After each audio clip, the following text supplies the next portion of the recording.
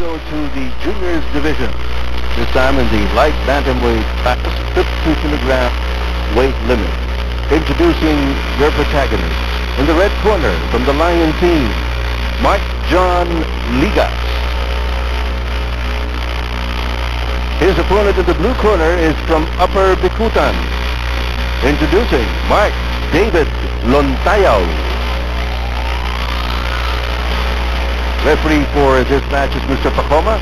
Our judges, Mr. Abalos, Mr. Doliente, Mr. Pamero, Mr. Aposaga, and Mr. Takuya. 3 rounds.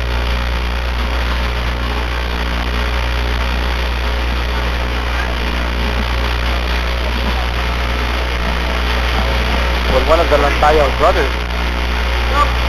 again, seeing action earlier, we saw John Mark. Ito naman po si Mark David. Pero pa ito kanina eh. Si Samuel. Oh, yan, ha? Samuel yata yun. Oo. Okay. Sa places na, at least, sa mga Lontayaw, mga taga rito, no?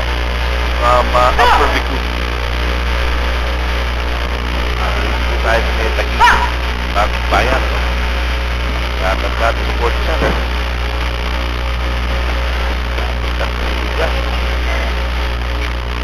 Ligas, madalas na rin natin mapanood dito na programa.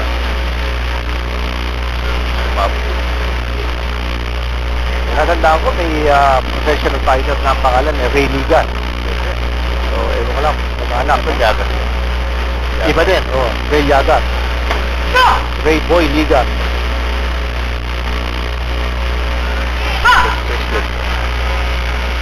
Punch there. Tayaw. Ito yung kaliwang kamay ni Lontayaw, nakababa. Pero tinatapos na, no? Snap. May snap eh, galing sa hip, oh.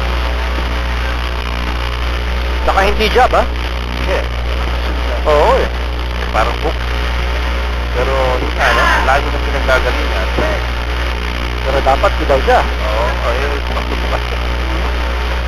Pero tumama yung kaliwa na yun. Yan.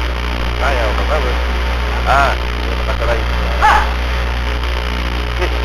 Kamao. But certainly more active ito si Lontayaw dito. Ligas has to step up his work rate.